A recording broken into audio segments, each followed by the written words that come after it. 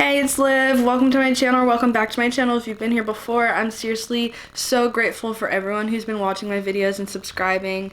You guys mean the world to me. I love you guys so much. So today I'm gonna talk about something a little bit more serious, which is my life story. If you know me, you probably know bits and pieces of this story, but I don't think anyone really knows the whole thing because it's not really something that I typically like to talk about.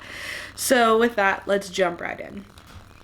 So I grew up with my mom and my nana raising me. They pretty much did everything for me. My dad wasn't really around, and I have very few memories with him. I don't really remember much about my childhood. I kind of like blocked it all out because I'm pretty sure it sucked. But so I don't really remember much about my childhood or about my dad. And I remember struggling a lot and having a really hard time with not having my dad around because it made me feel so worthless. And I remember thinking like, wow, I'm never going to be able to be loved because my own dad doesn't love me and doesn't want me. So it really hurt my self-worth and the way that I looked at myself because I didn't think that I was valuable or that I was capable of being loved from a very young age, which was really hard. And that kind of turned into having really bad abandonment issues. So anytime that I would get close with someone, I would be terrified that they were just going to leave me just like he did or just walk away because I had kind of convinced myself that that's what everyone did and that's what everyone was going to do. As soon as they came in my life and got whatever they wanted from me, then they would just leave. And one of the last memories that I really have with my dad, it's not even really with my dad, it was just at his house, there was some sexual abuse that occurred, and I don't really remember it because that's obviously a very traumatic experience, especially for someone who's only 7 years old, and it's not something that I like to think about and like to sit back and be like, oh yeah, like these are the details, this is what happened. And I just kind of suppressed those memories and tried not to think about them. I remember after that, I wasn't allowed to go to my dad's house, and that's even more when I felt really abandoned because even though I couldn't go there, he was still able to reach out to me and come to me, but that didn't happen. So I felt even more like, oh, I don't really mean anything, or my life doesn't have purpose because he doesn't even want to try. He doesn't even want to give the effort. And I took that really personally, even though that was a him problem. That wasn't about me. And so my mental health, like, really tanked. Like, it was really bad, and it has been bad for quite some time. I remember, like, in early elementary school and middle school, we would hang out with friends and go do stuff, and I would stay at friends' houses who their dads were super involved in their lives, and I just remember there were so many sleepovers that I would just break down and cry because I didn't have that. And don't get me wrong, I'm super grateful and thankful for all the guys that I have had in my life that have been father figures to me, and all my bonus dads of all my friends' dads who have been there and cared for me. But it was just different because I didn't have that experience on my own. I didn't have that personal relationship with my own dad, and it was really hard for me to deal with. So in middle school,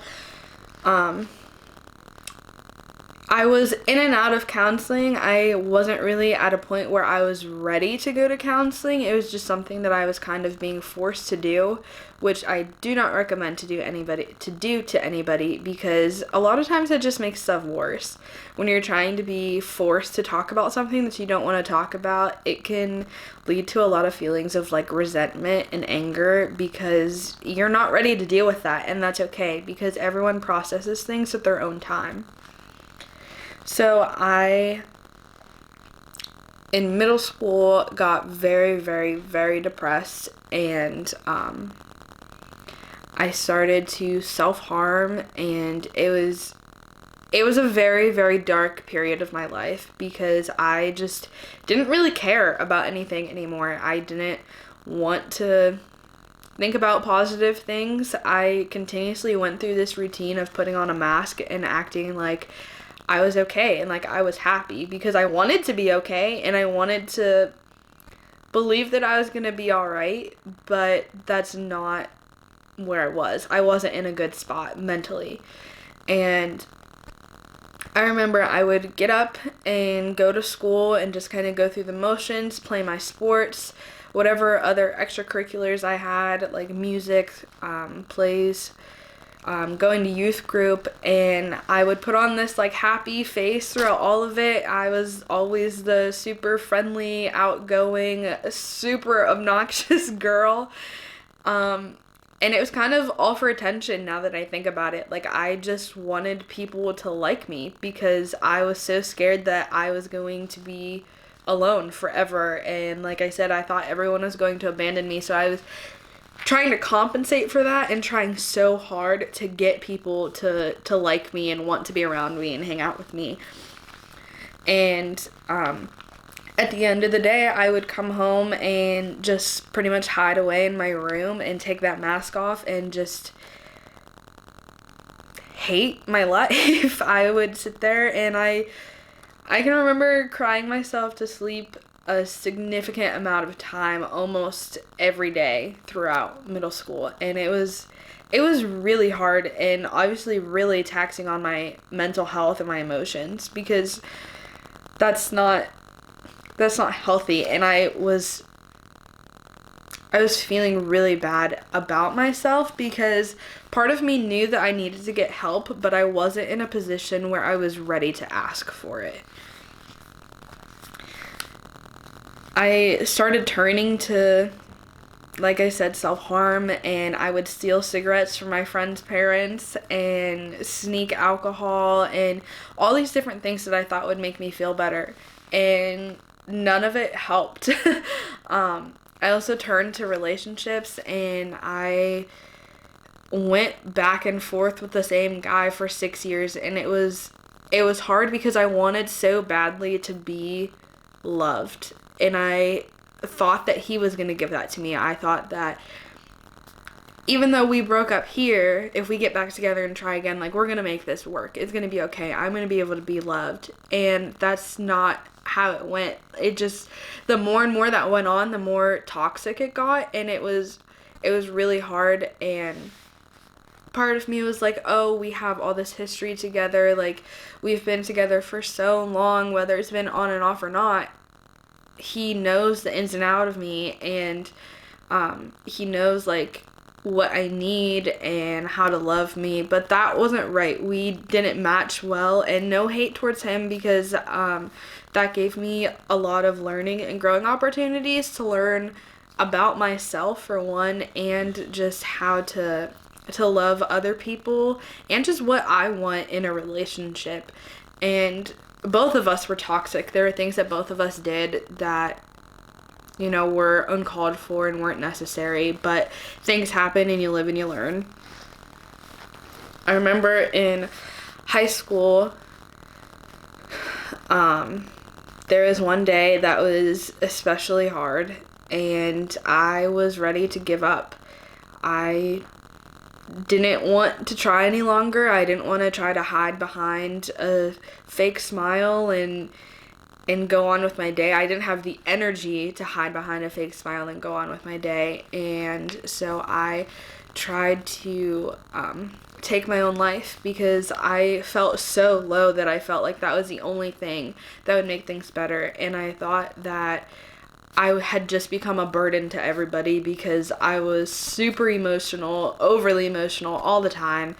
And I just felt like I was a lot and like I was too much for some people. And some people had even told me that at times I was too much for them to handle, and they just needed space for me because I was a lot to handle. And I think that just really started getting to me, and it just really broke me down, and I was in a really dark place. And I can remember after the attempt, I I texted my mom and kind of told her what was going on, and so, I got rushed to the hospital and was getting treated for a while, and it was really hard. It was really dark, and I hope that no one has to experience that, and I know that it's really common right now, and that really breaks my heart. And I think that's why I'm so passionate about mental health, is because I've been there, I've lived it, I've attempted, I've been through the struggles. I know it's not easy, but I'm still here, and that's why I wanted to share my story today, because today, 7 years ago, is actually the day that I attempted, and 7 years ago, I didn't think I would be where I am today. I've graduated from college, I've started a graduate program, I'm working towards my master's, I have a wonderful job in my field, I have my own apartment, and I'm actually getting ready to move into my own house, and I have a wonderful family, a lovely dog, great friends, and if things would have worked out the way that I wanted them to work out 7 years ago, none of this would be happening right now, and everything would be completely different. So I'm glad that things worked out the way they did, because it helped me learn and grow and appreciate life even more. And after that time I spent in the hospital, I did feel loved, because when I came back to school and, was suddenly back after being gone for a while, I felt the love from my friends, and I felt, the love and support of my family and some of my teachers even, and, I don't even know if one of my teachers, he means the world to me. He was there. He literally came to the hospital and visited me and helped me through so much, invited me into his home, called me a part of his family, and I wouldn't have gotten through that time without him, because he really did help me so much, and he was super encouraging and just really loved on me, and I think that's really what I needed to get through that time, especially trying to deal with not having my dad around, and he was able to be that dad for me, and I still love him to death to this day. He's great, and anytime I get the chance to see him or talk to him, it makes my day, because I really do love and appreciate him so much. So after getting through that time, I kind of started to appreciate life a little bit more. I still obviously had my bad days, because everybody does, and things were still hard. Everything wasn't suddenly fixed now that, I was out of the hospital, but I had a different perspective on life, especially being surrounded by so much love. And I remember after that being, again, forced into counseling, and it was rough. It was really rough. I was really stubborn about it, because, again, I wasn't ready to deal with things, and I wasn't ready to heal, because in order to heal, I had to open up those wounds again, and I wasn't ready to feel that pain anymore. I talked to mentors that I had. There were 2 teachers that really poured into me, and I still have contact with them today, and I love them. One is the teacher that I mentioned before, that's like my dad, and without those 2, I really don't think I would have made it out of high school. But I do really appreciate all that they did for me.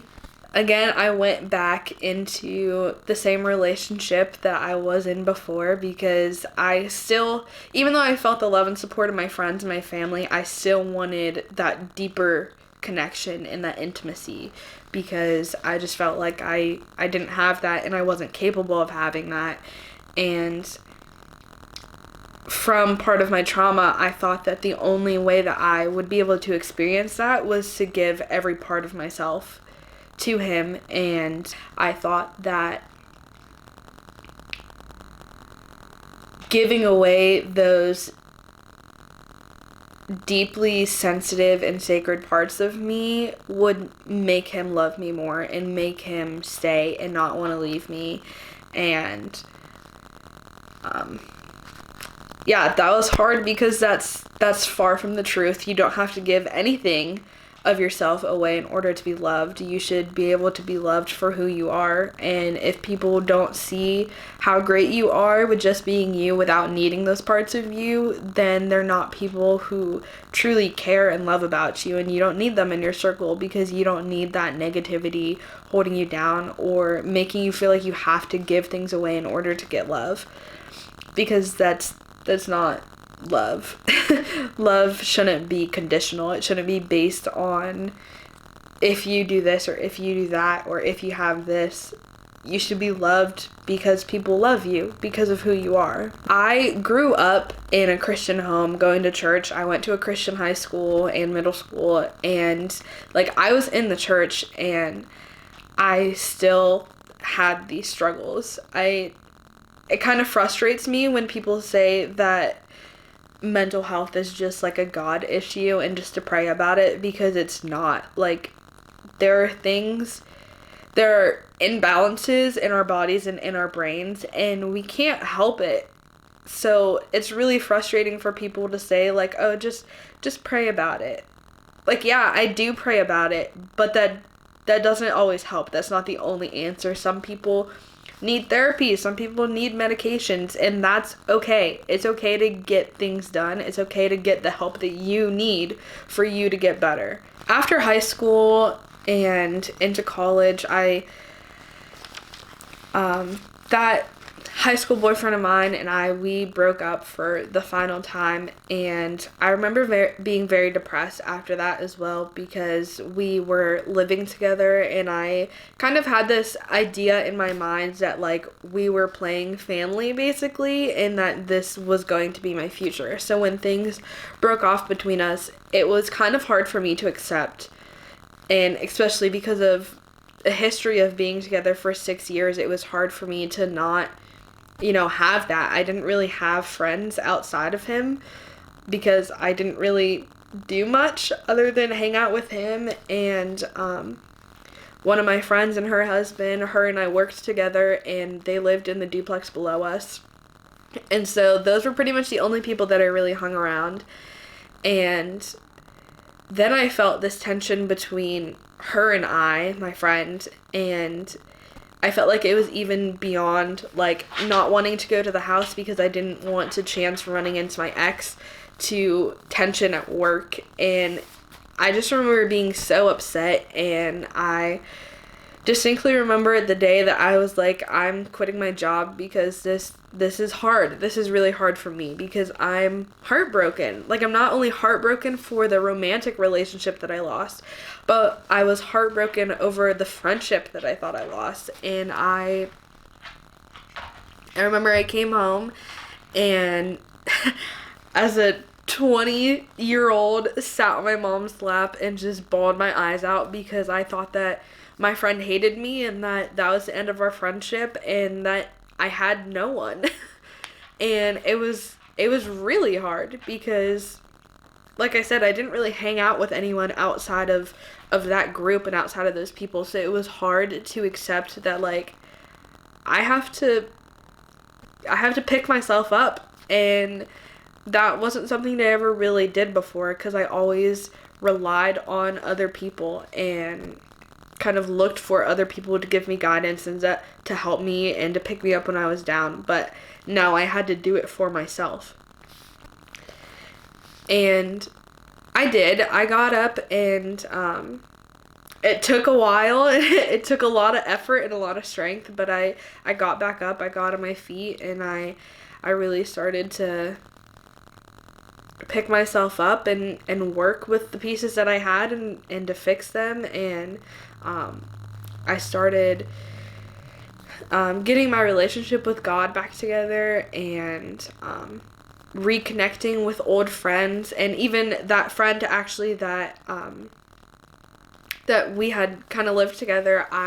Her and I got in contact again, and I'm not really sure how it happened, but I'm so glad that it did, because we are still friends to this day. We don't get to see each other very often because we live in different cities, but we still talk all the time, and even when we do talk or when we do get together, it's like nothing has changed. And still one of my best friends, her and her husband. I love them both so much.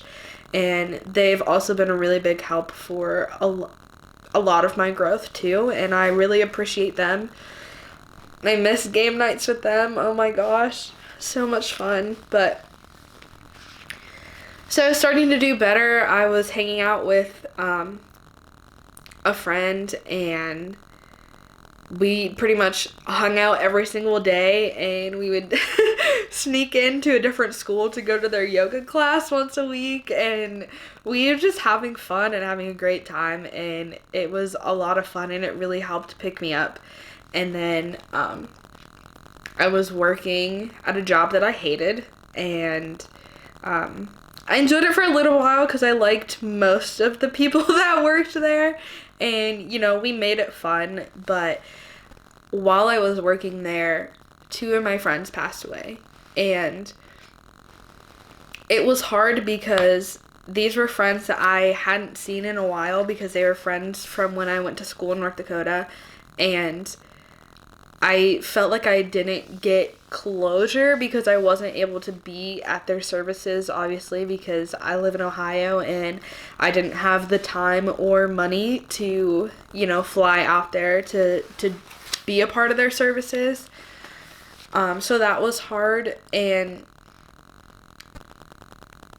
now I also have really bad, like, phone anxiety, like around my phone when it rings, because I got the calls for both of them while I was working. So anytime that I'm like at work and get a phone call, I instantly get this like panic and anxious feeling because I never know what it's gonna be, if it's gonna be another devastating phone call. It's frustrating that it took their deaths to make me realize what I was missing out on and what I kind of walked away from. Like I said, I grew up in the church and in a Christian home and Christian schools, and after they passed away, again, I had a new appreciation for how good life is and how good God is. It just made me want to live more authentically and love more authentically. I realized then that I wanted to first and foremost fix my relationship with God, and you know, that's not an easy journey. God really is good, and I really appreciate all that he's done for me, because there's a lot that I wouldn't have or I wouldn't have been able to do, or just me still being here just goes to show how good he is and how much he can provide for you. And then I got into another relationship, kind of unexpected. I wasn't really prepared to be in a relationship or looking to be in a relationship, and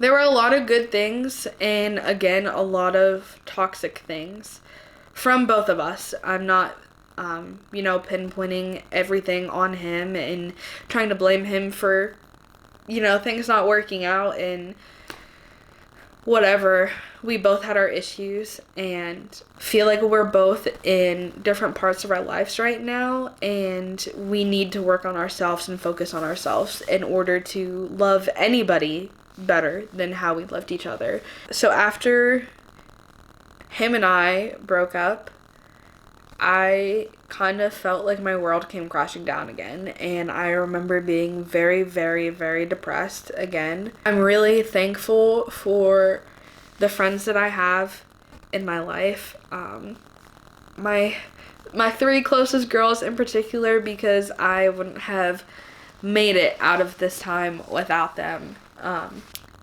There were a couple months where, you know, I was still hurting a lot from the breakup, and I still didn't really know how to cope with everything that I was feeling. So I was getting drunk a lot, I was blacking out a lot, and it was very unhealthy. Not only physically, but mentally, it was not good for me. So I'm thankful that they, you know, took the time not only to love on me and give me tough love when I needed it too, and, you know, just really forced me to pick myself up and not let me stay in a dark mental place. And I don't really remember the exact moment. I can't really pinpoint it, but I remember just one day waking up and being like, this isn't the life that I want to live. I'm better than this. I don't need to be sad anymore. I don't need to sit here and beg somebody to love me. I don't need to beg for the bare minimum. And I don't need to, put someone else in a position where they're trying to love me when I don't even love myself yet. I need to get to the point where I love myself.